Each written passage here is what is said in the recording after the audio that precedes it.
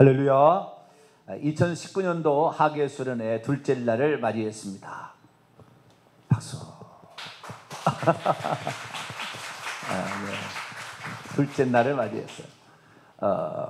하계수련회를 그냥 부드럽게 넘어가려고 했더니 생각해 보니까 기도도 좀 시키고 사회도 좀 시키고 그럴 필요가 있었다는 생각을 나중에 했어요.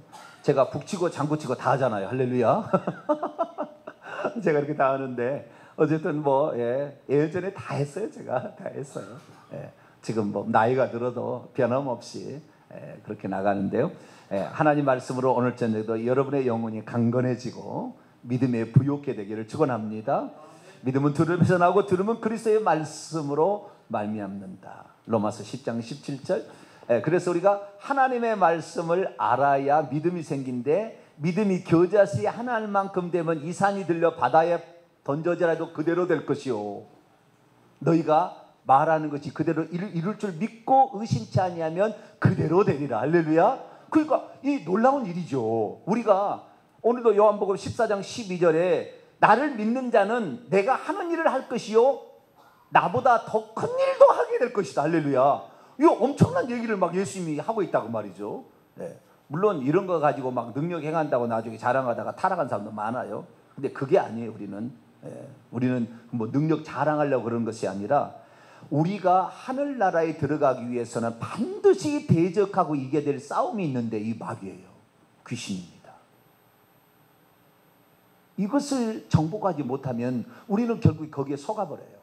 지혜로 속아버려요. 지혜로.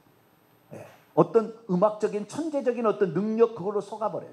일평생 거기에 매여 있으나 죽을 때는 다 공허하게 되는 거예요. 우리는 죽을 때에 그 믿음의 분량이 충만해져서 우리를 콕 찌르면 예수님이 나올 수 있는 사람으로 변모되기를 축원합니다. 나중에 다 쓸데없어, 살아봤지가 헛것이더라, 그렇게 죽으면 얼마나 불쌍해요. 얼마나 불쌍해.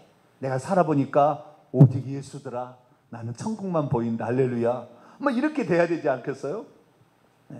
그래서 우리가 신앙생활 오늘도 하는데, 이 말씀이 하나님이고, 이 말씀이 하나님과 함께 계시지, 이 말씀은 곧 하나님이다. 할렐루야. 말씀을 믿는 것이 하나님을 믿는 것이고, 말씀을 아는 것이 하나님을 아는 것이고요, 말씀에 따라서 우리가 살아봤더니 그것이 실제로 옮겨진 것을, 경험한 것을 하나님을 만났다, 체험했다 그러는 거야. 할렐루야. 하나님을 안 보이는 거니까. 하나님이 나에게 살아계시면 한번 있어서 나에게 한번 보여주십사고 막 하는 사람이 있어요. 물론 그런 사람도 하나님을 만나겠긴 하겠지만, 하나님이 천사를 보내서 그거 보여주는 거지 하나님 직접 오지 않아요. 모세기도도 하나님 직접 오지 않고 천사를 통해서 당신의 말을 표현했어요. 사도 바울도 다메섹에서 천국에서 음성으로 들려줬죠. 빛으로 나타났고. 하나님 오지 않으세요. 근데 뭘 보겠다고, 보면 믿겠다고 얘기하는데, 보는 사람이 오히려 나중에 더 잘못되는 거 아시죠? 천국 지옥을 보여달라고 해서 천국 지옥에 갔다 온 사람도 있거든요. 하나님께서 원래는 우리가 죽어서 변화된 몸으로 들어가야 되는데, 죽지 아니하고 영만 빠져나가서 아직 부활체를 입지 않은 거예요. 우리가 부활체를 입었다는 걸 어떻게 하냐면, 부활체를 입는 순간에 우리는 흰옷으로 딱 갈아입습니다. 여러분이 죽었는데 영만 빠져나갔다 그러면 아직 아니에요. 부활체가 되면은 그 부활체가 딱 되는 순간에 흰옷으로 쫙 갈아입습니다. 흰옷으로. 누구의 도움 없이도 흰옷이 딱 갈아입고요, 천국에 가는 거예요. 그래서 우리가 이 부활체를 입고 천국에 가야 되는데, 아직 그러지 않아서 하도 안 믿으니까 천국과 지옥을 보여주는 사람이 있거든요. 근데 그렇게 보고 온 사람들이 예수님을 잘 믿고 하나님 잘 믿느냐? 그런 것은 아니더라고요. 그리고 보면 믿겠다고 해서 천국과 지옥을 갔다 온 사람, 이기 누구 목사님, 무슨 목사님 많아요. 다 거짓말입니다. 그거 가짜 보고 온 거예요. 사탄 마귀가 천국과 지옥을 가짜로 보여줬어요. 90% 아니 95%일 거예요. 박영문 목사님을 제외한 대부분의 신앙 간증은 다 가짜로 보시면 돼요. 사탄이 보여준 거예요. 사탄이. 우리 그 합동 측의 어떤 목사님도, 위대한 큰 교회 목사님도 있어요. 신성 무슨 목사님 있어요. 그분도 보고 오셨어요. 그러나 지옥에 갔더니, 천국에 갔더니 테레사 수녀님이 있더래. 지옥에 갔더니 강양무 목사님이 안내를 해주래. 지옥에 자기도 고통받는데 누구를 안내를 해줘요?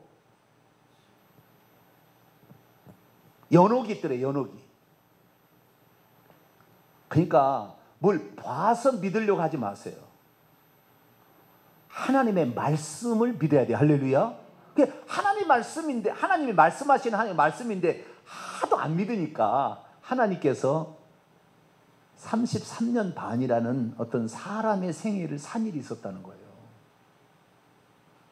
하나님이 우리를 구원하러 오신다는데 하나도 흔적이 없으면 안 믿을까봐 어떤 누구도 부인할 수 없는 흔적을 이 땅에 남기고 가신 거예요. 예수 그리스도께서 하나님이 사람 돼서 이 땅에서 33년 반을 살았거든요. 33년 반을 살았어요. 그런데 그때는 사진기가 있는 것도 아니고 녹음기가 있는 것도 아니고 무슨 카메라가 있는 시대가 아닙니다. 그래서 그걸 저장할 수가 없었어요. 오직 글입니다. 말로 전해주든지 아니면 그 말보다 더 확실한 건 글이죠. 글로 쓰는데 글로 쓰기는 너무 어려워요. 그때 당시에는. 왜냐하면 종이를 발견하는 시대가 아니잖아요. 아주 후대에 발견돼 있어요. 그러니까 양피지 갈대를 이렇게 꺾다가 그걸 막 풀로 엮어가지고 이렇게 만들거나 소나 양의 가죽을 말려서 거기다 쓰는데 가죽 있잖아요. 잘못 말리면 부서져 버려요. 이것을 또 둘둘도 말하니까요. 이사야 66장 같은 경우는요. 이만해요. 이 두루마리가 엄청 커요. 근데 우리는 너무나 쉽게 그냥 장만 넘기면 그런 거 나오잖아요. 66장인데요. 66장 읽다가 이사야 1장이다. 말해야 돼. 이거 1장은 다 했잖아. 41장이다. 아이고, 또 말해야 돼. 여러분 그때 당시에 성경을 보려면 여러분 성경 보려다가 1시간 지나갈 거야 아마. 양쪽에서 두 사람이 서서 두루마리 한 사람 말고 한 사람 풀고 그 일을 했다 그 말이에요. 예전에는 회당에서 예배 드릴 때. 근데 우리는 얼마나 좋은 시대에 살고 있냐 그 말이에요. 그런데 우리가 지금 이 땅에 하나님께서 오셨다가 가신 일이 있었는데 오셨다 가신 일을 흔적을 안 남겨놓는 거죠. 그 다음에 오셨다 가신 일을 아무도 모르게 하실 것 같냐는 거죠. 분명히 오셨다 가셨다는 흔적을 남기되 어느 누구도 부인할 수 없도록 흔적을 남기셔야만이 하나님이 오셨다는 게 분명하잖아요. 그래서 예수님께서 이 땅에 오셔가지고 그 말씀하는 것은 어딘가에가 지금 공중 가운데 어디가 이렇게 저죠? 근데 이거 찾기가 쉽지 않아요. 공중에 한번 언어라는 것은 흩어져 버리면 음파로 갔다가 어디서 박혀 있는지 알 수가 없잖아요. 예수님께서 이 땅에 오셔가지고 남긴 것은 딱 두 가지예요. 두 가지만 남아있어요. 현재까지. 어딘가에 남아있겠죠. 자, 요한일서 5장. 뭘 남기고 갔을까요? 요한일서 5장 5절부터 8절까지입니다. 요한일서 5장 5절부터 8절까지 읽습니다. 시작. 예수께서 하나님의 아들이심을 믿는 자가 아니면 세상을 이기는 자가 누구냐? 이는 물과 피로 임하신 이시니 곧 예수 그리스도라. 물로만 아니요 물과 피로 임하셨고 증언한 이는 성령이시니 성령은 진리니라. 증언한 이가 셋이니 성령과 물과 피라. 또한 이 셋은 합하여 하나이니라. 아멘. 하나님께서 사람이 되셨다는 것은 좀 말도 안 되는 이야기예요. 그러나 그런 일이 있었어요. 좀 이따 다 설명해 드릴게요. 왜 그랬는지는. 그런데 그분이 육체를 가지고 오시기는 오셨으나 육체를 갖고 가셔버렸어요. 다시 가실 때. 우리는 죽으면은 육체가 흙에서 왔기 때문에 이 땅에 남겨놓고 가지만, 그러나 예수님은 흙에서 육신이 입지 않냐고 말씀이 육신이 되었어요. 할렐루야. 요한복음 1장 14절 말씀이 육신이 되매 우리 가운데 거하시며 우리가 그의 영광을 보니 아버지의 독생자의 영광이요 은혜와 진리가 충만하더라. 그래서 말씀이 육신된 그분이 그 육신을 다시 갖고 가버렸어요. 그러니까 그분께서 이 땅에 오셔가지고 흘린 땀방울하고 그 속에 있던 피가 채찍에 맞으시고 창자고 찔릴 때에 피를 흘리신 거죠. 그래서 예수 그리스도의 물과 피는 골고다 언덕에 뿌려졌습니다. 그러니까 이 땅에 하나님이, 비물질적인 하나님이 물질 세계에 들어와 가지고 흔적을 남긴 것은 물과 피예요. 그리고 그 그것을 증언하도록 하기 위해서 성령을, 하나님의 영을 보내주셨으니까 증언하는 것은 성령과 물과 피인 거예요. 그래서 이 물과 피가 이 땅에, 물과 피를 가진 존재가 이 땅에 왔었다. 그런데 그 사실을 모르면 안 되니까, 왜? 그 물은, 그 피는 뭐예요? 그 물과 피는 결국에 우리의 생명을 가리키는 거예요. 생명, 우리를 위한 생명을 가리키고, 물은 생명 또는 회개를 가리키고요, 피는 속죄를 가리키는데, 우리를 위해서 속죄의 피를 흘리셨다. 그러니까 속죄의 핵심이 있는 것입니다. 그래서 그분이 우리의 죄를 위해서 속죄했다는 것을 이 땅에 남기고 가신 거죠. 그래서 오늘은 우리가 예수님께서 이 땅에 오시긴 오셨는데 그분이 누구셨는가? 그리고 우리가 그분을 믿고 따라가게 되면 어떤 혜택을 입게 될 것인가? 그 부분에 관하여 함께 말씀을 나누기를 원합니다. 자, 어제는 제가 예수님을 우리가 실제하지 않았다, 이런 사람이 있다겠죠. 실제하지 않았는데 믿는 사람들이 날마다 사모하다가 그렇게 믿어버려가지고 자기의 믿은 것을 글로 썼다, 이렇게 사기를 친 사람에 대해서 얘기를 어제 했어요. 그래서 성경은 실제하지 않는 예수님이었고, 실제 그 말을 하지 않았는데 후대 사람들이 그 사람이 이렇게 얘기를 했다고 이렇게 기록을 한 것이 성경이다. 그럼 이 성경을 믿을 수가 없고 오직 자기의 말만 믿어라, 이렇게 얘기하는 사람이 있다고 그랬죠. 그런 사람들이 불투만을 시작해가지고 이 학자들이 엄청 많아요. 그런 사람이 많아요. 그런데 그것은 사실 어때요? 영지주의자들이 AD 2세기부터 4세기까지 나타난 영지주의자 다 조작한 거예요. 그 역사가 다 나와요. 조작한 역사가. 그런데 우리한테 조작했다고. 왜? 그렇게 해야만이 성경을 부인하고 자기 말을 믿을 거니까. 그렇게 속이는, 그러니까 확실히 마귀는 거짓말의 아비고요, 속이는 자예요. 그런데 그 사실을 진짜 믿고 따라간 사람이 있다니까요. 왜 그럴까요? 자기 안에 하나님이 계시다는 뚜렷한 어떤 증거들을 아직 못 만났으니까 부인하는 거겠죠. 예수 믿는 사람처럼 또라이라고 이렇게 생각하는 학자가, 위대한 학자가 있어요. 천국과 지옥을 믿는 가소로운 자들이라고 얘기를 하고 있다고 합니다. 죽어보면 알겠죠. 뭐 그 가소로운지 안 가는지는 뭐 더 이상 판단할 게 없어요. 죽어보면 바로 알아요. 죽는 순간에, 자기 육체를 딱 벗어나는 순간에 어디로 자기가 끌려가는지를 착 보게 되면 금방 알 거예요. 우리는 그 전에 이제 알게 되는데요. 자, 예수님께서 이 땅에 실제 하셨다는 것을 하나님께서 직접 남기셨으니 그 남김이 피와 물이었어요. 그래서 그것은, 피와 물은 우리의 속죄를 확실히 했다는 거예요. 아시겠죠? 그리고 그 사실을 믿지 못할 자들을 위하여 가시면서 성령을 보내준다 해가지고 성령을 보내주시니 내일은 성령에 대해서 이제 얘기를 할 거예요. 근데 오늘은 어떤 시간이냐? 예수님께서 이 땅에 오셨다 가셨는데 전능자가 오셨다 가셨는데 그냥 가셨겠냐는 거죠. 다 어떤 흔적을 남기셨다는 거예요. 그런데 자 보세요. 예수님은 어떤 특정한 시대의 특정한 공간 안에 오셨습니다. 대한민국이라는 나라에 온 게 아니고, 지금 2019년에 온 게 아니고, 지금으로부터 2019년 전인, 그것보다 4년이 더 빼야 돼요. BC 4년에 이 날짜 계산을 잘못해서 그렇게 나온 거예요. 그래서 BC 4년에 유대 땅 베들레헴에 예수님이 오셨어요. 태어나셨어요. 그 특정한 환경에 오셨는데, 그 특정한 환경은 뭐냐면 유대인들이라는 그 환경 속에 오셨습니다. 유대인들의 환경 속에.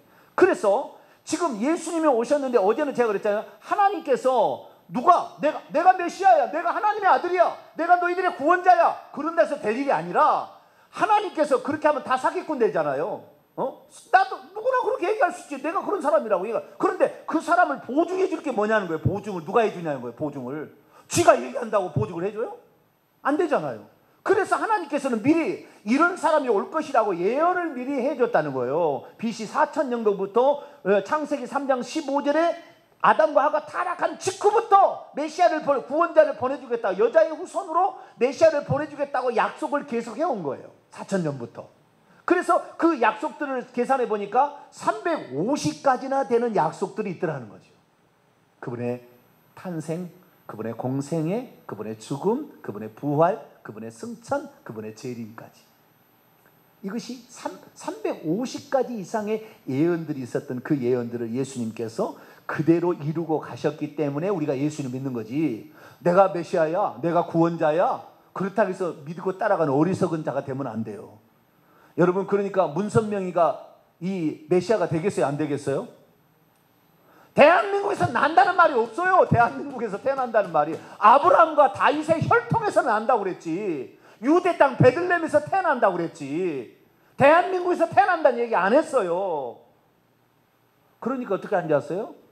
예수님은 그때 왔고 예수님이 다시 올 때는 동방에서 온다. 다시 올 때는 동방에서 온다. 중국에는요, 다시 올 때는 여자로 온대요. 왜? 처음에 메시아는 남자로 왔으니까 두 번째 올 때는 여자로 와야 조화가 이루어진다. 얼마나 그럴듯해요. 하여간 말은 잘 만들어내. 하여간 말은. 네. 그러나 여자로 온다는 말이 성경에 있을까요, 없을까요? 없어요. 다 속이는 거예요. 비슷한 말 끌어다가 몇 개 구절을 속이는 거예요. 예수님이 메시아로 온다는 것은 한두 구절이 아니라 몇 개요? 350가지. 인터넷 조사해봤어요? 저희 교회 홈페이지 제가 올려놨는데 350가지가 창세기부터 쫙 나와 있어요. 이 사실을 예수님이 이뤘기 때문에 우리가 예수님을 메시아로, 구원자로 또는 하나님의 아들로 그렇게 믿는 겁니다. 할렐루야. 네. 그러니까 우리가 믿는 것이 허황된 걸 믿는 게 미신이 아니라는 거예요. 네. 우리는 정확한 하나님의 약속을 따라 오셔서 그 약속을 성취하신 분이기 때문에 그분을 믿으니까 여러분의 그 믿음의 대상은 확실한 것이고, 여러분이 그분을 의지하게 될 때 그분은 지금도 살아서 역사한다 그 말이에요. 자, 그러면 종교 지도자들이 있어요. 종교 또는 그 창시자들. 예를 들어서 유교는 공자겠죠. 불교는 석가모니겠죠. 이슬람교는 무함마드겠죠. 이런 사람이 있어요. 그런데 이런 사람하고 예수님하고 이런 사람의 가르침도 예수님의 가르침하고 비슷한 데가 많아요. 조사해보면 상당히 비슷한 게 많아요. 그런데 이 가르침을 줬던 그 종교 지도자들 또는 종교 창시자들과 예수님은 어떤 차이가 있는가? 오늘은 그 얘기를 좀 할 거예요. 그 얘기를 할 거예요. 그래서 우리가 예수님이 누군지를 정확히 알아야 되는데, 참 신비한 것은 뭐냐면 이 세상의 종교 가운데에 신을 어떠면은 둘로 이렇게 나눠서 얘기하는 쪽이 많지 않아요. 물론 다신론을 인정하는 데도 있긴 있지만 참 신이라고 인정되는 것은 석가모니 혼자지, 석가모니하고 석가모니 아들이 신이다 이렇게 얘기 안 낳는다고 말이에요.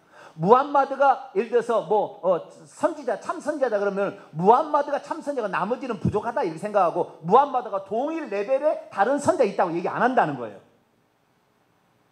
그런데 우리가 지금 믿고 있는 하나님은 하나님이 있고 하나님의 아들이 있는데 하나님의 아버지와 동등하다고 믿잖아요. 그런 종교가 없어요. 그 동일 레벨에 둘을 똑같이 위치에 올려놓은 종교가 없어요.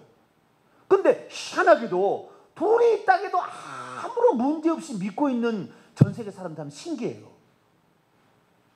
네? 얼마나 신기한지 몰라. 아버지 예수님이 하나님의 아들이다 해도 예수님을 믿는다 그 말이에요. 아예 예수님이 없이 그냥 하나님만 믿어도 될 텐데 하나님이 그의 아들을 보내서 그 일을 했다고 해서 하나님을 믿으면 될 텐데 우리는 예수님을 믿는다 그 말이에요. 희한하지 않아요? 그래서 우리가 예수님이 누군지를 정확히 알았어야 돼요. 그런데 예수 그리스도께서 이 땅에 오셨을 때는 구약의 약속을 따라 350가지의 그 예언을, 약속의 말씀을 이루기 위해서 오셨지만 그분이 오셨다 가신 그 흔적의 내용들을 살펴보게 되면 하나님께서는 이럴 수도 있었어요. 예를 들어서 어제 가연세라고 비슷합니다. 유대 나라의 한 총각에게 하나님께서 성령을 보내가지고 그로 하여금 성령이 사로잡혀가지고 속죄 제물로 죽을 수 있도록 그에게 역사하는 거예요.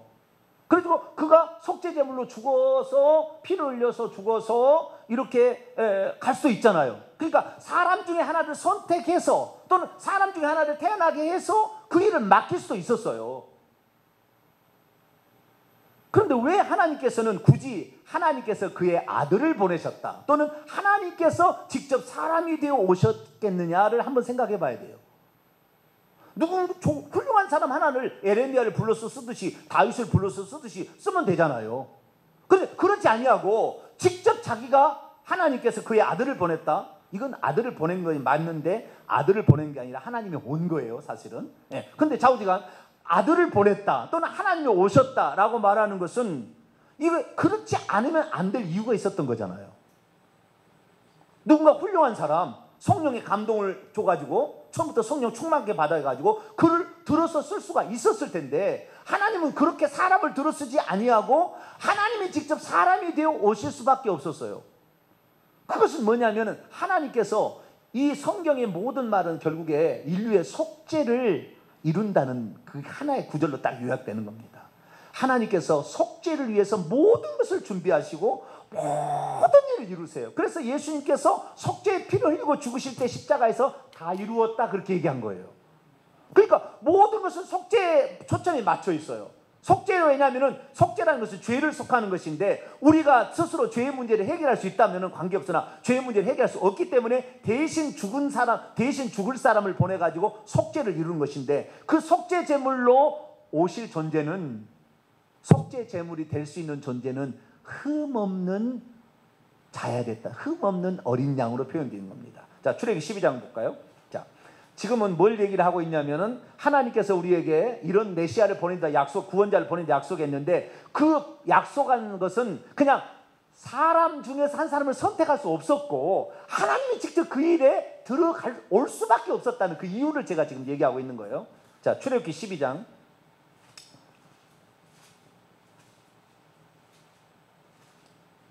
출애굽기 12장.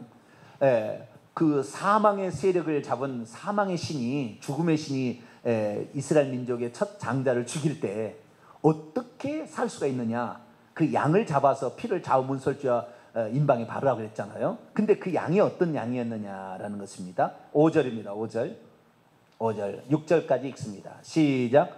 너희 어린 양은 흠없고 1년 된 수컷으로 하되 양이나 염소 중에 취하고 이날 열 나흘 날까지 간직하였다가 해질 때에 이스라엘 회중이 그 양을 잡고 그 피를 양을 먹을 집 좌우 문설주와 임방에 바르라. 이 어린 양, 이 어린 양, 죽을, 속죄를 위해서 죽을 어린 양은 흠이 없어야 된다는 것이 있어요. 그런데 이 땅에 아담과 하와는 이미 죄로 오염돼서 태어나잖아요. 그렇기 때문에 흠이 모든 인류를 있기 때문에 인류 가운데 어떤 특별한 사람에게 성령을 부어가지고 쓸 수는 없었다는 거예요. 왜? 모든 사람은 죄가 있기 때문에 자기 죄로 죽는 걸지 남의 죄를 대신할 수가 없었다는 겁니다. 자, 그래서 베드로 사도가 뭐라고 했느냐? 베드로전서 1장입니다. 히브리서, 야고보서, 야고보 다음에 베드로전서 1장 18절로 20절입니다. 그러니까 예수님의 그 성육신, 하나님이 사람이 되셨다는 것을 믿지 않으면 속죄가 안 일어나는 거예요. 대부분의 불신자들은 이 처녀 탄생을 믿지 않습니다. 믿지 않아요. 그렇기 때문에 속죄를 못 경험하게 되고, 속죄를 못 경험하게 되면 성령이 안 와요. 그러니까 아무리 세상 지식을 많이 깨달아도 하나님께서 우리를 위해서 이 베푸신 엄청난 희생을 믿을 수가 없는 거예요. 자, 베드로전서 1장 18절에서 20절 읽습니다. 시작. 너희가 알거니와 너희 조상이 물려준 헛된 행실에서 대속함을 받은 것은 음이나 금같이 없어질 것으로 된 것이 아니요 오직 흠없고 점없는 어린 양 같은 그리스도의 보배로운 피로 된 것이라. 그는 창세 전부터 미리 알린 바 된 신이나 이 말세에 너희를 위하여 나타내신 바 되었으니. 창세 전부터, 그러니까 어쩌면 아담과 타락의 전부터 하나님께서는 인류가 타락하면 구원자로서 메시아를 보내 약속을 하셨는데 그 약속은 흠없는 양이어야 된다는 거죠. 요한복음 1장 29절에 세례 요한이 세례를 베풀어서 인류의 죄를 넘긴 다음에 그 다음에 이튿날 예수님 가려 보라 세상 죄를 지고 가는 하나님의 어린 양이로다. 예수님께서 하나님의 어린 양으로 이 땅에 오셨어요. 천국에서도 예수님은 어떤 모습으로 있느냐? 어린 양의 모습으로 자꾸 보여줍니다. 실제는 어린 양이 아니에요. 상징적으로 어린 양이라고 표현이 됩니다. 요한계시록 4장 5장을 보겠습니다. 요한계시록 5장. 천국에서 예수님은 상징적으로 어린 양으로 표현이 됩니다. 어린 양으로. 자, 어린 양을 봅니다. 6절입니다. 6절. 5절 6절 한번 읽어볼까요? 5절 6절 시작. 장로 중에 한 사람이 내게 말하되 울지 말라. 유다 지파의 사자 다윗의 뿌리가 이겼으니 그 두루마리와 그 일곱인을 떼시리라 하더라. 내가 또 보니 보좌와 네 생물과 장로들 사이에 한 어린 양이 서 있는데 일찍이 죽임을 당한 것 같더라. 그에게 일곱 뿔과 일곱 눈이 있으니 이 눈들은 온 땅에 보내심을 받은 하나님의 일곱 영이라. 그러면은 예수님을 염소라고도 할 수가 있고 소라고도 할 수가 있을 텐데 왜 그 중에서 또 장성한 양이라고 할 수 있는데 어린 양이라고 얘기했을까요? 순결하고 깨끗하다라는 의미. 양은 목자의 음성만 듣고 갑니다. 그러니까 양은 하나님의 아버지의 말씀만 듣고 그대로 실천한다, 그런 의미예요. 그래서 양이라는 개념을 가져온 거예요. 그래서 이 예수 그리스도는 이 땅에 하나님께서 어떤 메시아를 태어나게 할 수도 있고 있는 사람에게 성령을 부어서 메시아로서 활동하게 할 수도 있었어요. 그런데 그렇게 하지 않은 이유가 뭐냐? 두 가지 이유. 하나는 흠없는 어린 양이 찾을 수가 없는 거예요. 찾을 수가, 인간 가운데. 왜? 아담과 하와가 타락한 다음부터는 죄된 본성이 있기 때문에, 모태가 시편 50편 모태에서 죄 중에 나를 잉태하였나이다 다윗이 얘기했듯이 죄성이 있을 수밖에 없는 그 인간이다, 그 말이에요. 그래서 안 됐다는, 이것 때문에 하나님께서는 메시아를 보내거나 메시아를 삼을 수 있었어요, 어떤 사람을. 그러나 그렇게 하지 않냐고 직접 아들을 보냈다. 이거 당신이 온 거예요. 당신이, 하나님이 사람이 되실 수밖에 없었던 이유는 우리를 위해서 흠없는, 죄 없는 속죄 제물이 되시려고 그랬다. 할렐루야. 그래서 예언 가운데서도 하나님이 오실 수밖에 없었던 이유가 들어있었어요. 예언 가운데서도 메시아에 대한 예표 어린 양, 예언 가운데서도 흠없는 존재는 인간이 없으니까 하나님이 오실 거라는 암시가 거기에 들어있었다는 거예요. 또 하나는, 두 번째는 뭐냐면 예수님이 흠없는 양으로 죽었어요. 자, 우리가 죽었는데 다시 살아날 때 사람은 자기의 육체를 가지고 다시 살아날 수 있어요, 없어요? 사람이 죽었는데 다시 자신의 육체를 가지고 다시 살아날 수 있어요, 없어요? 있어요. 뭐 없어요. 예수님도 3명이나 살렸는데 회당장 야이로의 딸, 그 다음에 또 누구죠? 나인성 과부의 아들, 회당장 야이로의 딸, 마태복음 9장, 나인성 과부의, 누가복음 7장, 그 다음에 그 나사로, 요한복음 12장 이 나오잖아요. 또 엘리사도 한 사람 살렸고요, 엘리야도 한 사람 살렸어요. 신약성경에 보면 바울도 한 사람 유두고 살리고, 그 다음에 애니아라는 것을 베드로가 또 한 사람 살렸어요. 그리고 죽었다 살아난 사람이 있어요. 그런데 영원히 살 수는 없었죠. 아시겠죠? 그 육체, 사람은 태어날 때부터 이미 정해졌어요. 나이가, 너는 얼마만큼 살아야 된다고 하나님께서 그의 조상들의 유전자와 그 다음에 어떤 죄성이나 의로운 행실로 말미암아 사람을 빚어서 만들 때에 생명이 어느 정도 살 거라고 정해졌어요. 그러니까 만약에 나사로가 그때, 예를 들어서 그때 나이가 30살이었다 만약에 칩시다. 그럴 법해요. 예수님 친구니까. 30살이었다. 그러면 나사로가 다시 죽었어요. 그러다가 나흘 만에 국물이 좀 흘러나왔습니다. 나흘 만에 국물이 조금 흘러나왔어요. 벌써 냄새가 나나이다 그랬거든. 국물이 좀 흘러나왔어.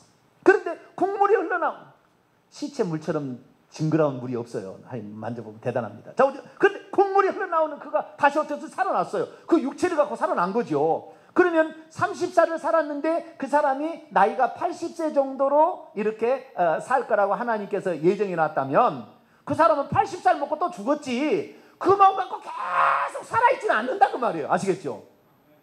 이 땅에 죽었다가 다시 육체를 가지고 살아났으나 영원히 죽지 않을 육체를 가지고 살아난 사람은 예수님 뿐이다. 그러니까 이 예수 그리스도께서는 왜 그러면 그렇겠느냐? 예수님께서 그 육체를 가지고 살아나서 보여줘야만이 죽었던 예수님이 살아났다는 것을 사람들이 알잖아요. 시체가 분명히 죽어서 시체가 되었어요. 근데 그 시체가 걸어 나오면 살았구나 알게 되잖아요. 근데 예수님은 그 몸을 가지고 그대로 살아나서 보여줬기에 40일 동안 최소한 5번을 보여주셨어요. 이렇게 보여주시고 그게 살아났다는 것을 해줬어요. 그래서 그 육체를 가지고 살아날 수 있는 분은 하나님밖에 없어. 사실은 사람은 안 돼요. 사람은 죽었다가 살아나도, 혹시 살아나도 자기가 살만 나이만큼 살다가 죽어야 돼. 그 영원히 살 육체를 가지고 있는 존재가 없어요. 그래서 하나님께서 그 일을 하신 겁니다. 할렐루야. 그래서 예수님의 예언 가운데서도 예수님이 어떤 메시아가 이 땅에 구원자가 와서 어떻게 살아야 되는 것에 대해서도 하나님이 아니면 안 될 일들도 거기에 있긴 있었어요. 그러나 그것은 감춰졌다고 생각하고, 어쨌든 그 350가지의 역사를 이루게 되었는데, 그래서 이 땅에 예수님이 오셨어요. 어떻게 오셨느냐? 동정녀 마리아의 몸에 오셨다 그러죠. 왜? 그것은 우리의 죄를 없애기 위한 부득불 일이에요. 그렇죠? 네, 우리의 죄를 없애기 위해서는 흠없는 양이 필요했으니까. 그래서 예수님의 동정녀 탄생은 우리를 위한 부득불한 조치였지, 그렇다고 해서 하나님께서 갑자기 무슨 사람을 만들어서 뿅 나타나게 한 게 아니라, 마리아의 태중에 잉태돼서 10달 지나서 똑같이 사람처럼 자라게 해서 이렇게 태어나게 한 거예요. 그래서 이 땅에 예수님이 왔어요. 자, 그러면 예수님께서 이 땅에 이제 오셔가지고 사람으로 사셨는데, 우리가 예수님을 그동안 어떻게 알냐면 늘 하나님의 아들로 알았어요. 왜냐하면 예수님께서도 이 땅에 공생애를 30살에 살기 시작했어요. 3년 반. 30살에 제사장이 되려면 30살부터 일할 수가 있었거든요. 그래서 멜기세덱의 반차를 따르는 영원한 대제사장으로서 30살부터 사역을 시작했는데, 예수님께서 이 땅에 사실 때 당신을 항상 아들이라고 표현했습니다. 뭐라고 했다고요?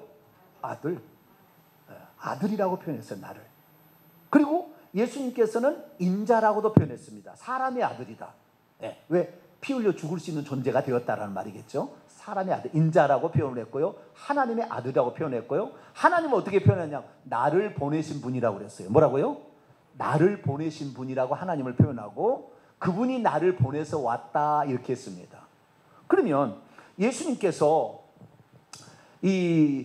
왜 당신을 하나님이라고, 우리는 요한계시록을 통해 예수님이 하나님을 알아요. 지금은 알아요. 그런데 지금까지도 개신교의 상황에서 한 90%는 예수님을 하나님의 아들로 알고 있어요. 틀린 건 아닙니다. 그것이 틀린 건 아닌데 하나님의 아들로 알고 있는데, 하나님의 아들로 알고 있다는 것은 그분을 하나님으로서의 온전한 하나님으로 바라기보다는 하나님보다 조금 못한 분이거나, 또는 하나님의 속성을 가지고 있다라는 의미에서 하나님으로 부를 수 있다라는 의미입니다. 그런데 사실은 예수님께서 하나님이신데 이 땅에 사람이 되어서 이 땅에 오심으로 말미암아 당신은 하나님이라고, 나는 너희를 구원하기 위해서, 나는 하나님이 너희를 위해서 사람이 되어서 이렇게 왜 말하지 않았었느냐, 그거죠. 차라리 아싸리 까놓고 내가 하나님인데 너희들을 구원하기 위해서 메시아를 보낸다고 약속했는데, 인간 가운데서는 아무도 메시아를 삼을 만한 존재가 없으니까 내가 사람 돼서 왔어. 알았어? 이렇게 얘기를 왜 하지 않으셨을까 이거예요. 그것은 제가 유대인의 환경 가운데 왔다고. 유대인들은 두 분 하나님을 절대 인정할 수 없습니다. 구약의 출애굽기 때부터 시작해서 하나님은 한 분이에요. 나 외에 다른 신을 내게 두지 말라. 나 외에 다른 신이 없느니라. 이전에도 없었고 이후에도 없으리라. 나 외에 다른 신이 없나니 나 여호와가 오직 하나님이다. 이렇게 얘기를 했다 그 말이에요. 그러니까 하나님 위에 다른 신이 존재한다고 한다면 그냥 돌로 쳐 죽일 거예요. 그냥 돌로 쳐 죽이는 거예요. 그런데 예수님께서는 그래서 그 하나님의 사역을 감당해서 모든 사람으로 하여금 인류를 구원하러 오셨다라는 사실을, 하나님께서 인류를 구원하기 위해서 메시아를 보냈다는 사실을 다 알도록 해야 됐었고, 뿐만 아니라 구약 성경의 메시아가 공생애 때는 죽은 자를 살리고 문둥병자를 고치고 가난한 자에게 복음을 증거하고 그렇잖아요. 많은 할 일들이 있잖아요. 그런 일들을 하셔야 되는 거예요. 그렇지 않으면 메시아인 줄 모르니까. 그래서 예수님께서 일정 기간 동안 구약 성경을 이루기 위한 시간이 필요했던 거예요. 3년 반의 시간이. 그런데 만약에 내가 하나님이야. 그런데 내가 하나님인데 육신을 입고 왔어. 오늘날 만약 그런다고 너 미친놈이라고 그러지요. 오늘날 우리나라에서도 내가 하나님이야. 내가 재림 예수인데 육신을 입고 정병지로 왔어. 나를 믿어. 그럼 여러분 믿겠어요? 너희들은 눈이 감겨서 잘 몰라. 빨리 이게 깨달음이 와야 돼. 깨달음이. 내 이름을 잘 봐. 내 이름을. 그러면서 그 JMS 정명석 문선명이 왜 문선명인 줄 아세요? 네? 명 모르시구나. 달, 그 다음에 해, 밝은, 나는 밝은 해와 달이다.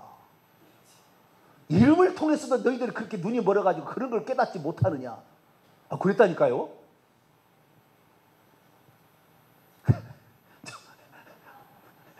말도 안 되는 거지만, 그런데 그래도 그 믿는 사람 있는 거 보면 신기해. 그런데 자기가 하나님이라 그러면 우리는 미치광이라고 하겠죠. 저거 미쳤어. 저 공부를 좀 하더니 약간 미쳤나 봐. 지가 무슨 하나님, 어떻게 신이 인간이 될 수 있어. 그리고 그냥 죽여버렸던. 근데 유대인들에게서는 딱 그거였다는 거예요. 하나님이 두 분이 될 수는 없다는 거예요.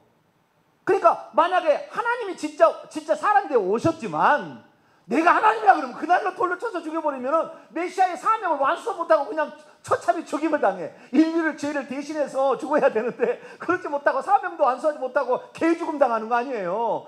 주님은 그걸 너무나 잘 알았어요. 그러니까 어떻게 해요? 아버지가 보내서 왔다. 나는 하나님의 아들이다. 그렇게 얘기한. 그러니까 하나님의 아들이다 그러니까 그렇지, 하나님의 아들일 수도 있겠지. 그러나 하나님은 아니신가? 아니, 하나님 같기도 하고. 예매한 거예요. 그런데요, 당시에 그 종교 재판을 할 수 있는 사내들인 공의회는 예수님이 하나님의 아들이라고 하는 것은 자기가 하나님이라고 한 것과 같다고 알고 있었어요. 그래서 그때부터 죽이려고 계속 한 거예요. 자, 요한복음 5장에 나와요. 예수님께서 하는 얘기예요. 제가 만든 얘기가 아니고요. 요한복음 5장 18절일 거예요, 아마. 네, 맞네요. 요한복음 5장 16절부터 18절까지. 16절, 18 읽습니다. 시작. 그러므로 안식일에 이러한 일을 행하신다 하여 유대인들이 예수를 박해하게 된지라. 예수께서 그들의 이르시되 내 아버지께서 일하시니 나도 일한다 하시며 유대인들이 이로 말미암아 더욱 예수를 죽이고자 하니 이는 안식일을 범할 뿐 아니라 하나님을 자기의 친아버지라 하여 자기를 하나님과 동등으로 삼으심이러라. 이렇게 말하고 있어요. 그러니까 이 종교 지도자들은 예수님께서 자기를 하나님의 아들이라고 표현하는 것은 자기가 하나님이라고 하는 하나님인데 그렇게 하면 돌로 쳐 죽일까 봐 슬쩍 말을 돌려서 얘기하고 있다고 벌써 간파하고 있었던 거죠. 그래서 어쨌든 간에 뭔가 책을 잡아야 돼. 그래서 안식일을 하기라 날마다 요수고 다녔어요. 네, 날마다 그렇게 요수고 다녔어요. 또 성경 구절 하나 보면 요한복음 19장 보세요. 이미 다 예수님이 하나님의 아들이라고 말할 때부터 이는 신성모독죄라 알고 있었어요. 사실은 그런데 왜냐하면 인간 중에서 메시아를 선택할 수 없었으니까 하나님의 부득이한 조치인데도 불구하고 유대인들은 그러지 않았다는 19장 7절입니다. 19장 7절 있습니다. 시작. 유대인들이 대답하되 우리에게 법이 있으니 그 법대로 하면 그가 당연히 죽을 것은 그가 자기를 하나님의 아들이라. 이것이 신성모독이라 그 말이에요. 하나님은 어떻게 둘이 될 수 있냐는 건요. 절대 둘이 될 수 없다는 거예요. 그렇기 때문에 하나님의 아들이라 하는 것은 자기를 하나님으로 하는 것이고 요한복음 10장 3절에 보면 아버지와 나는 하나다 얘기할 때 돌로 쳐 죽이려고 그랬어. 아버지와 나는 하나다 막 했거든요. 바로 돌로 쳐 죽이려고 그래요. 그래서 예수님께서는 사람들이 이해를 못하니까 어떻게 신이 인간이 되냐, 신이 피조물이 되냐는 이해를 못하니까 나는 하나님이 보내서 왔다 이렇게 얘기한 거예요. 요한복음 12장 44절 45절. 요한복음 12장 44절 45절 있습니다. 시작.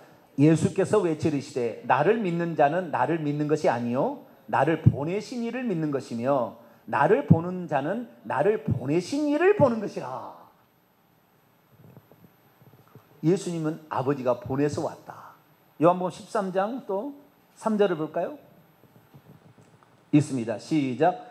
저녁 먹는 중 예수는 아버지께서 모든 것을 자기 손에 맡기신 것과 또 자기가 하나님께로부터 오셨다가 하나님께로 돌아갈 것을 아시고 그랬죠.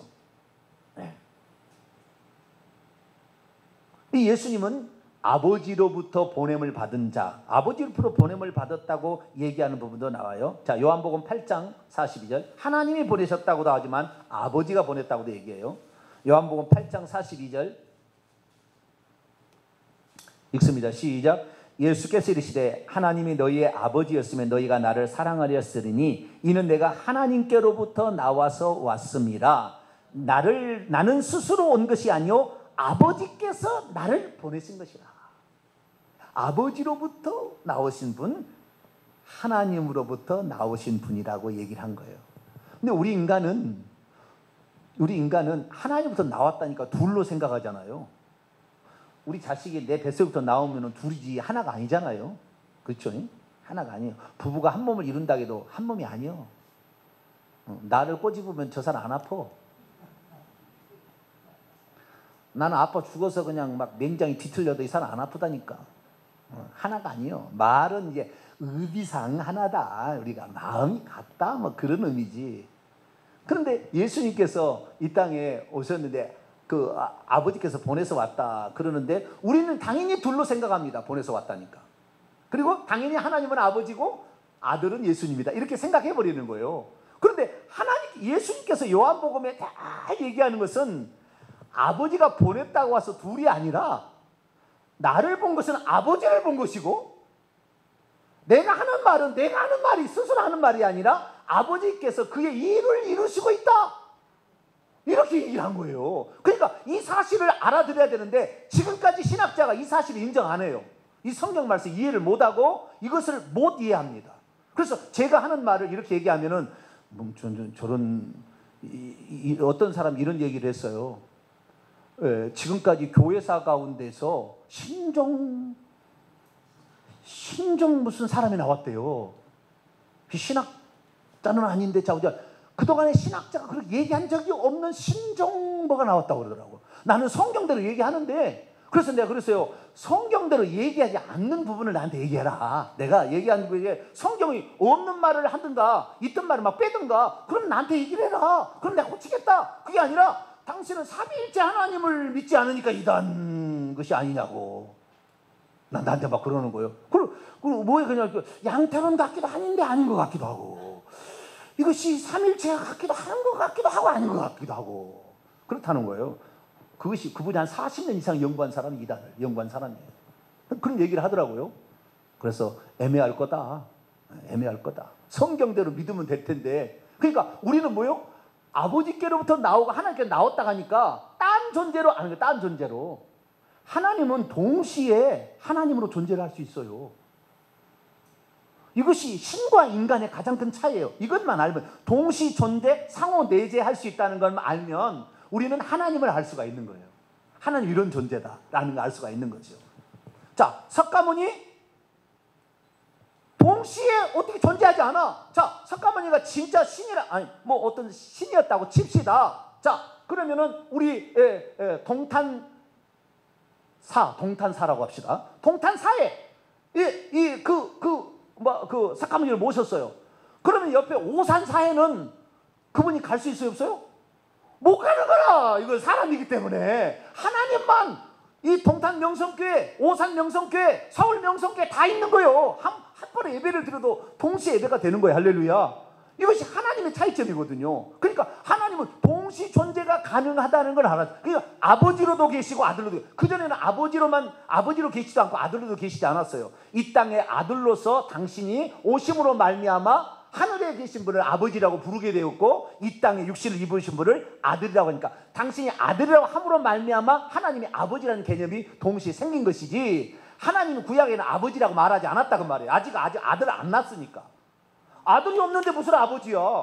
결혼을 했겠지. 그러나 자식이 없는데 무슨 아버지요. 자식을 낳아야 아버지잖아요. 자식을 언제 낳느냐. 동정녀 마리아의 태를 빌려서 성령으로 낳게 하소서. 동정녀 마리아가 예수님을 낳자 그때 예수님은 아들이 되고 그때 하나님은 또 아버지가 된 거예요. 할렐루야. 그러니까 하나님을 아버지라고도 불리고 하나님으로도 불리면서 동시 존재가 가능한 존재가 된 거예요. 할렐루야. 그러니까 예수님께서 이런 얘기를 한 거예요. 자, 요한복음 14장. 지금 예수님 누군지를 지금 얘기하고 있어요. 왜 예수님은 하나님이 사람이 될 수밖에 없었는가? 그냥 사람 갖다 하나 쓰시지. 그냥 어떤 예수를 갖다가 그리스도를 영을 집어넣어서 쓰시지. 그렇지 않고 하나님이 사람이 될 수밖에 없었는가? 그 얘기를 하는 거예요. 자, 요한복음 14장 도마가 얘기를 합니다. 도마가 5절부터 7절까지 시작. 도마가 이르되 주여 주께서 어디로 가시는지 우리가 알지 못하거늘 그 길을 어찌 알겠사옵나이까. 예수께시되 내가 곧 길이요 진리요 생명이니 나로 말미암지 않고는 아버지께로 올 자가 없느니라. 너희가 나를 알았더라면 내 아버지도 알았으리로다. 이제부터는 너희가 그를 알았고 또 보았느니라. 원문을 제가 7절 읽어볼까요? 만일 너희가 나를 알아온 채 있다면 내 아버지를 장차 스스로 알게 될 것이다. 그리고 이제부터는 너희가 그분을 알고 있다. 그리고 이미 본 채 있다. 이미 본 채 있다는 것은 예수님이 아버지란 얘기잖아요. 이 얘기로 따지면 계속 또 봅니다. 그랬더니 빌립이 또 두 번째는 이제 도마하고 빌립이. 우리는 도마하고 빌립께 감사해야 돼. 왜? 이런 질문을 자꾸 던지니까 예수님이 설명을 해줬거든. 이런 질문을 안 던졌으면 설명을 안 해줬을 거예요. 이런 질문을 던지는 사람이 필요해. 그리고 저 같은 사람은 맨날 이런 질문을 던지잖아요. 그러니까 답을 하나님 가르쳐 주시더라고. 할렐루야. 그럼 확실한 거. 자, 8절부터 10절까지 읽습니다. 시작. 빌립이 이르되 주여 아버지를 우리에게 보여주옵소서. 그리하면 족하겠나이다. 예수께서 이르시되 빌립아 내가 이렇게 오래 너희와 함께 있으되 내가 나를 알지 못하느냐. 나를 본 자는 아버지를 보았거늘 어찌하여 아버지를 보이라 하느냐. 내가 아버지 안에 있고 아버지는 내 안에 계신 것을 내가 믿지 아니하느냐. 내가 너희에게 이르는 말은 스스로 하는 것이 아니라 아버지께서 내 안에 계셔서 그의 일을 하는 것이라. 내가 아버지 안에 있고 아버지는 내 안에 있다. 상호 내재. 하늘에 아버지가 있고 이 땅에 아들이 있다. 동시 존재. 이해가 되시죠? 저는 어렵게 설명 안 해요. 누구든지 들어서 다 초등학교만 나오다 다 알아듣게. 그런데요, 삼위일체를 강의하는 데 가서 들어가면은 1시간 내내 머리가 띵해. 들으면 들을수록 더 모르겠어. 그냥 들으면 들을수록 더 몰라. 그래서 나중에는 뭐라고 하냐면은 여러분 신비한 것을 알려고 하지 마십시오. 그냥 믿기만 하면 됩니다. 이렇게 끝내요. 결국에 마지막에서는. 그런데 하나님께서 당신을 가르쳐 주는데 신비한 거니까 그냥 너희는 알 필요 없고 그냥 믿기만 하시오. 이렇게 하실 수도 있겠죠. 하실 수 있겠으나 충분히 우리에게 설명이 되도록 할 수가 있다고 말이에요. 그런데 이런 설명을 동시 존재라는 이런 말 제가 만드는 말이에요. 상호 내재는 남이 하는 말이에요. 쓰는 것이고요. 동시 존재는 제가 만든 말이에요. 동시 존재. 동시 존재가 나오기 전에는 신학적으로는 무소부재라고 했어요. 뭐라고요? 무소부재, 편재 둘 중에 하나. 모두 편자, 모두 어디나 계신다. 편재, 무소부재, 아니 계신 것이 없다. 이게 무소부재예요. 편재는 무소부재라는 신학적 용어를 썼어요. 근데 그렇게 가지고는 잘 설명이 안 돼. 그래서 제가 만드는 말이 동시 존재라는 말이에요. 그러니까 지금까지의 신학자 중에서 교회사 가운데 없던 무슨 말을 하시는 것 같은데 나한테 그러더라고. 그냥 하시는 것 같은데.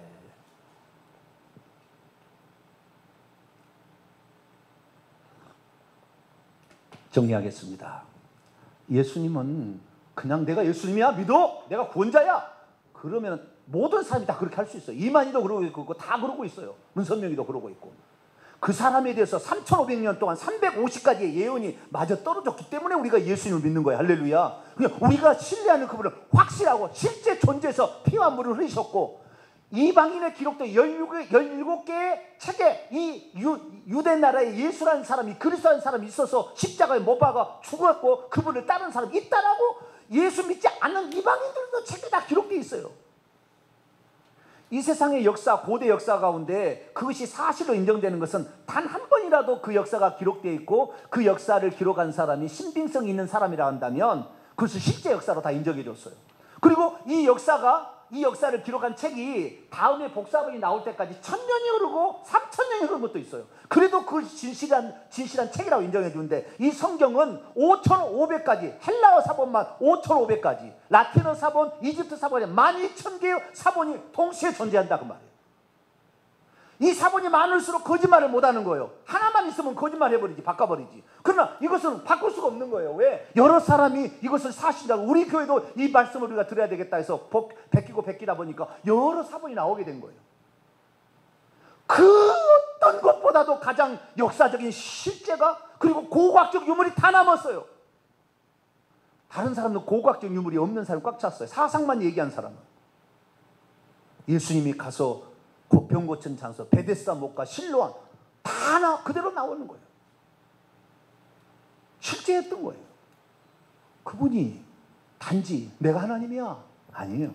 예언을 이루고 왔는데, 근데 예언도 찬찬히 보니까 하나님이 오시지 않았더라면 이룰 수 없는 것들이 있었더라는 거예요. 그 중에 가장 큰 핵심이 성육신이에요. 하나님이 사람 되지 않으면 흠없는 사람은 없으니까. 그래서 예수님께서 이 땅에 오셔서 사셨어요.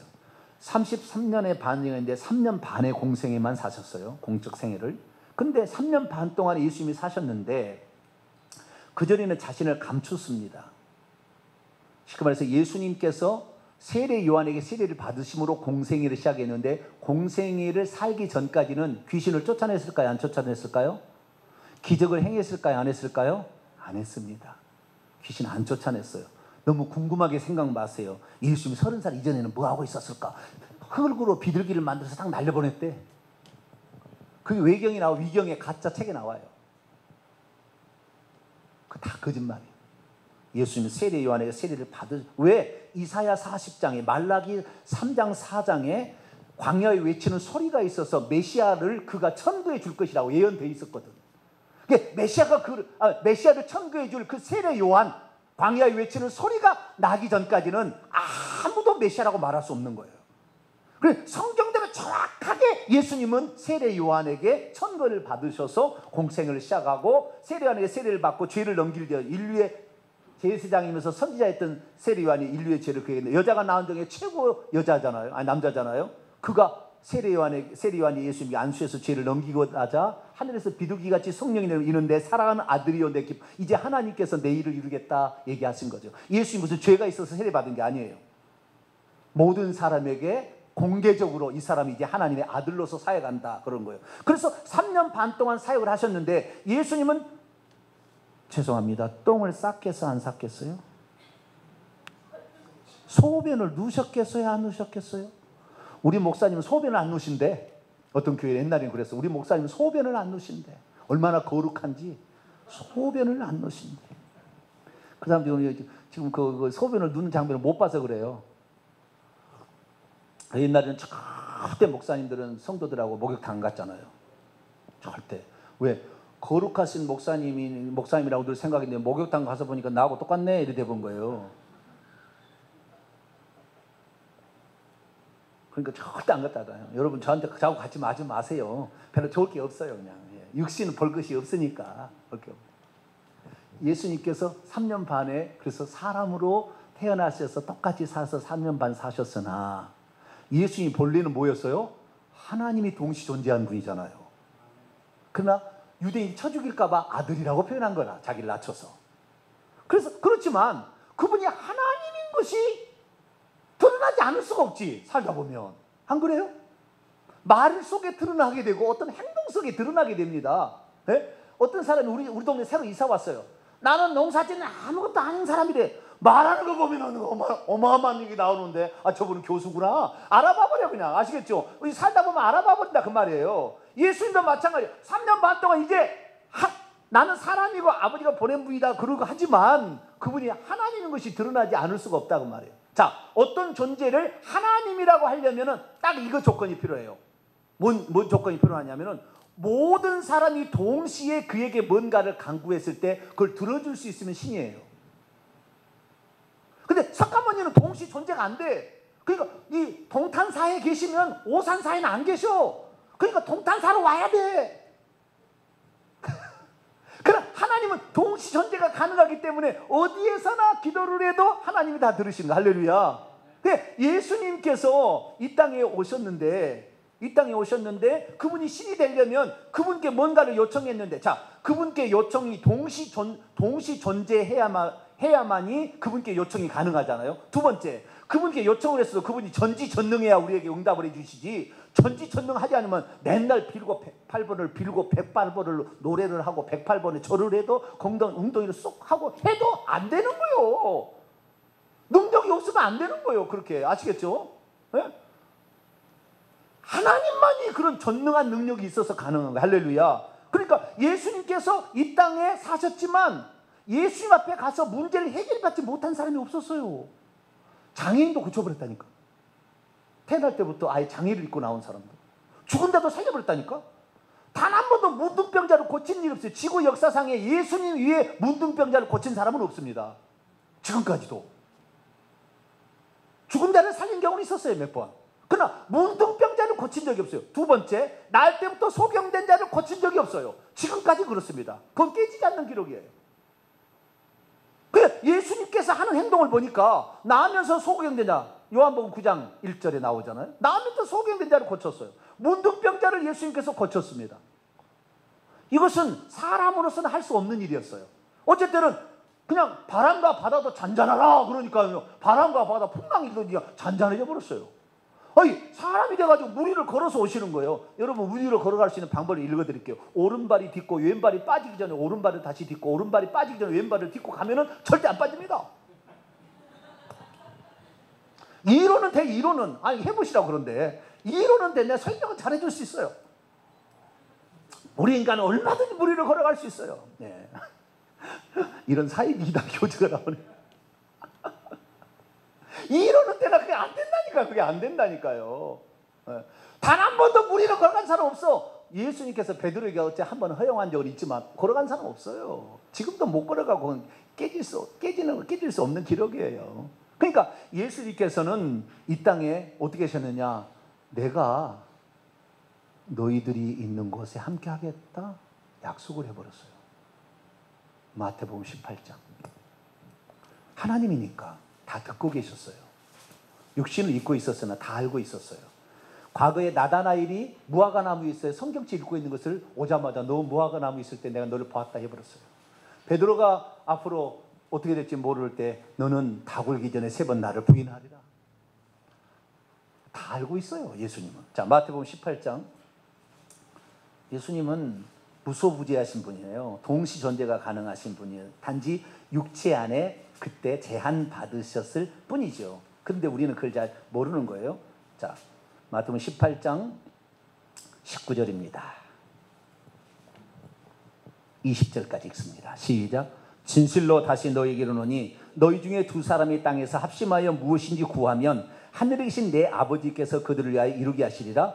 2-3사람이 내 이름 안에서 모인 곳에 나는 그들 중에 있다.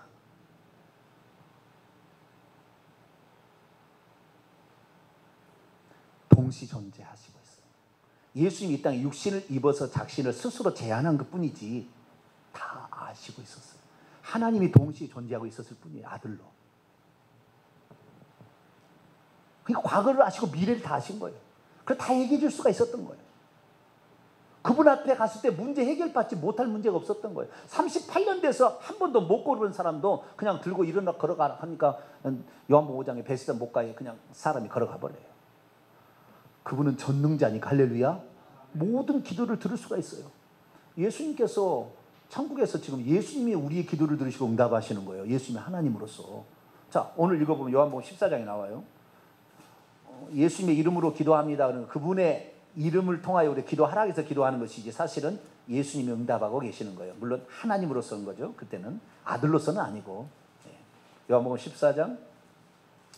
예수님은 모든 사람의 기도를 들어 응답해 주실 수가 있으십니다. 14절을 읽는데 13절 14절 읽습니다. 시작. 너희가 내 이름 안에서 무엇이든지 구하면 내가 행하리니 이는 아버지로 하여금 아들로 말미암아 영광을 받으시게 하려 합니다.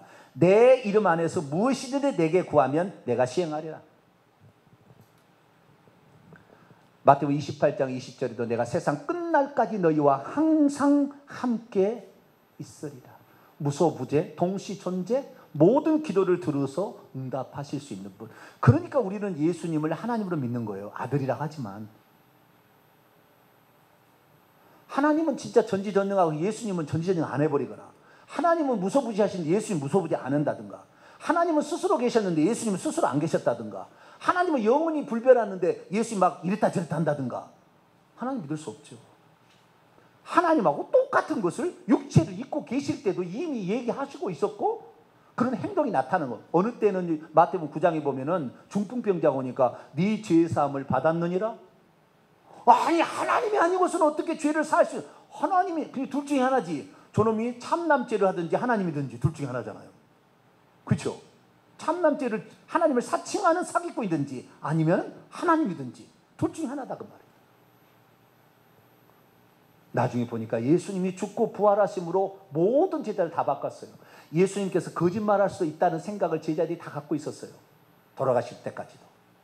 그러나 그분이 부활하셔서 문을 닫혔는데 나와서 갑자기 나타나셔서 자기의 못자국 창자국 보여주고 내가 그니라 말했을 때 완전히 뒤집어졌어요. 그 전까지 예수님을 선생님 많이 에피스타타 디다스칼로스 선생님 불렀는데요, 예수님이 죽고 부활한 다음부터 단 한 번도 예수님을 선생님이라고 부른 적이 없어요. 예수님 주님이에요. 그때부터는 이분은 하나님이시구나, 하나님이 우리를 위해서 피 흘려 죽은 거구나, 이 사실이 들어온 거죠. 그리고 그분은 하나님이니까, 하나님이 아니라면 우리 기도 응답이 안 된다니까요. 동탄 사이에 있으면 오산 사이는 없어요. 사람은 어디 한 개 딱 속해 있는 겁니다. 정병재 여기 있으면 다른 데 없어요. 그러나 주님은 동시존재가 가능하다. 그래서 우리가 예수님을 하나님으로 믿는 거예요. 그런데 사람들은 끝까지 예수님을 하나님의 아들이라고 그래. 하나님의 아들이라고 예수님께서 말한 것은 참남죄로 인하여 속죄 사역을 못 이룰까 봐 하나님께서 스스로 사람들의 말을 피해가기 위해서 만든 말이잖아요. 사실은 나를 본 자는 아버지를 보았다 얘기하는 거니까. 그래서 우리는 예수님의 존재에 대해서 얘기를 제대로 해야 되는데 그동안에 어떻게 이렇게 얘기하면 뭐요? 교회 역사 가운데 그런 얘기를 한 적이 없었으니까 그런 얘기를 받아들일 수 없다. 아니 성경이 뭐라고 나와 있느냐, 성경이 중요한 게 아니고 교회사에서 그렇게 다 연구한 사람들이 그렇게 했는데 네가 그러면은 그 교회사의 그 박사도 뛰어나? 그렇게 물어본 사람도 있었어요. 네가 교회사에 그 사람들도 뛰어나? 나한테 그러더라고요. 아니 성경에 나와 있다. 그래도 안 믿으려고 그래. 우리는 우리를 위해서 지금 희생하시고 우리를 위해서 사람 되신 분에 관하여 제가 왜 이야기를 하느냐, 결론은 넘어갑니다. 귀신을 쫓는데 하나님의 아들 정도로 생각하는 거예요. 아들은 스스로 자신을 제한했기 때문에 마태복음 24장 36절 재림 날짜는 하늘의 천사도 못 알고 아들도 모르고 아버지만 아신다. 요한복음에 보면은 아버지는 나보다 크시다 이런 얘기를 하세요. 그것은 예수님께서 아들로 육체를 입으신 것으로 스스로 제한하신 것이에요. 제한하지 않으면 죽을 수가 없잖아요. 하나님 어떻게 죽어요? 스스로 약해지신 거예요. 바울의 얘기입니다. 스스로 약해지심으로 우리를 위해 죽었다. 그래서 그분이 우리를 위해서 스스로 자기를 낮추시고 제한하셔서 우리에게 행동한 것을 높일 수는 있으나 그것만으로 얘기해서는 안 된다 그 말이에요. 그분은 오늘의 우리의 기도를 들으시는 무소부지하신 전능하신 하나님. 그거를 내가 딱 깨닫는 순간부터 어떤 생각이 드냐면 귀신 주는 것도 아무것도 아니네. 저 피조물 그냥 손가락으로 눌러보면 진흙이 돼버릴 것이구나.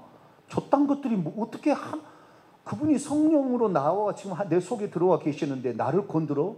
이 새끼들이 어디서 함부로 생각이 딱 들어버리더라고 내 마음속에. 그러니까 이 어둠이 그때부터 사라지기 시작한 거예요. 그전에는 맨날 내가 들을 때 천국에 가면 하나님의 보좌가 있고 오른쪽에 아들 보좌가 있고 왼쪽에 성령의 보좌가 있고 이쪽에는 마리아 보좌가 있대.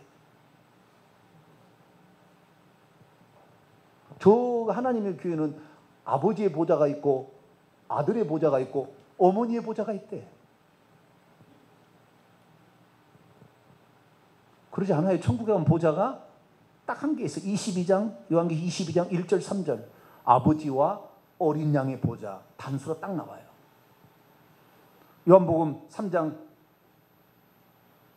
20절과 7장 17절 보면은 그 보좌 한가운데 예수님이 어린 양이 앉아 있다고 해요. 그게 모르는 거죠, 사람이 지금까지 그것을. 찬송가 27장에 빛나고 높은 보좌와 그 위에 앉으신 주 예수 얼굴 영광이 해같이 빛나네. 이 사람은 천국에 갔다 온 거예요. 어떻게 그걸 알아요? 그 아버지의 보좌에 예수님이 앉아 계신 줄 어떻게 아냐 이 말이에요. 요한계시록을 제대로 공부하면 알았었어요. 스데반도 그 보좌에서 예수님이 오른편에 내려와서 서 있는 것을 봅니다. 그러니까 이 예수님을 계속 아들로만 생각해서 좀 부족하고 좀 모자란 분처럼 생각하니까 예수는 나가. 그런데 예수는 나가. 그러나 안 나가는구나. 그럼 말지 뭐. 이러는 거예요.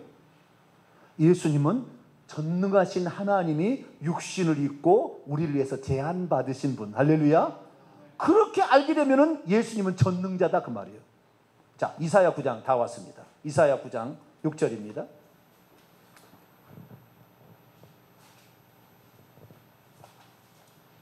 이사야 9장 6절. 많은 부분을 더 해야 되는데 시간이 가서 너무 길게 하면 그러니까요. 다음에 또 하도록 하겠습니다. 거의 다 왔습니다. 이사야 9장 6절입니다. 읽습니다. 시작. 이는 한 아기가 우리에게 낳고 한 아들을 우리에게 주신 바 되었는데 그의 어깨는 정사를 메었고 그의 이름은 기묘자로 모사라 전능하신 하나님이라 영존하시는 아버지라 평강의 왕이라 할 것입니다. 자, 하나님이 다시 재림하실 때 여자로 올 수 있어요, 없어요? 아기와 아들로 오신 단 한 번, 우리의 죄를 위해 속죄를 위해서 오신 거지. 다시 오시면 그분이 오신다고 그랬지 여자로 오는 게 아니에요. 중국에는 여자 재림 예수가 있어요. 엄청나게 많이 몰린답니다. 다 속이는 거예요. 그러니까 하나님을 제대로 모르고 예수님이 하나님을 제대로 모르니까 하나님의 어머니 하나님, 아버지 하나님, 하나님의 마리아를 하나님의 어머니 이렇게 표현을 해버리는 거예요. 큰일 나는 거지. 우리에게 있어서 그래서 이 예수 그리스도는 우리를 위하여서 사람 되신 하나님이다. 할렐루야. 그래서 요한복음 3장 16절은 믿을 게 아니라 디모데전서 3장 16절 그는 육신으로, 그분은 하나님이 육신으로 나타낸 바 되시고, 그래서 우리를 위해서 그렇게 낮추신 그분을 하나님으로 우리가 믿으니까 우리는 이렇게 가는 거예요. 그런데 보통 이제 교회 다니는 사람이 이 사실 몰라도 예수님 하나님으로 믿잖아요. 근데 이 사실을 알게 되면은 귀신을 제압하는 거예요. 귀신 아무것도 아니네. 예수님한테 딱 졌잖아요, 사탄마귀. 예수님만 붙잡고 우리도 귀신을 이기는 거예요. 할렐루야. 그분이 얼마나 권세가 세버리면은 우리에게 위임해서 귀신을 쫓아내도 귀신이 나가. 그분이 안 해도, 그분이 우리에게 위임을 했어. 나가라 해도 나가. 왜? 그분의 권세는 창조주 하나님의 권세요. 전능자의 권세니까. 할렐루야. 그래서 우리가 예수 그리스도를 믿는 거예요. 우리가 오늘 예수 그리스도를 믿는 것은 전능자고 무소부지하기 때문에 우리의 기도를 들으시기 때문에 우리를 믿는 것이고, 뿐만 아니라 그분은 보좌에 앉아 계신 원래 하나님이셨으나 우리에서 낮추셨던 그런 겸손한 그런 분이기 때문에 우리가 예수 그리스도를 믿으면 믿을수록 겸손해질 수밖에 없고, 예수 그리스도를 알면 알수록 그분의 사랑에 나도 어떻게 보답할까 이렇게 살아갈 수밖에 없고, 그분을 나의 주 나의 하나님으로 모시는 줄로 믿습니다. 기도하겠습니다. 거룩하신 하나님, 우리가 왜 예수님을 믿고 따라가는가? 그것은 그분이 하나님의 아들 정도가 아니라 그분이 하나님이 사람 되신 분인 줄로 믿기 때문입니다. 주님, 우리를 위해서 친히 낮추셨으나 그분은 이제 보좌에 앉아 계신 하나님이시니 이 하나님을 의지함으로 인생의 모든 문제를 다 해결받을 수 있는 저희들이 되게 도와 주시옵소서. 우리 주 예수 그리스도의 이름으로 기도하옵나이다. 아멘.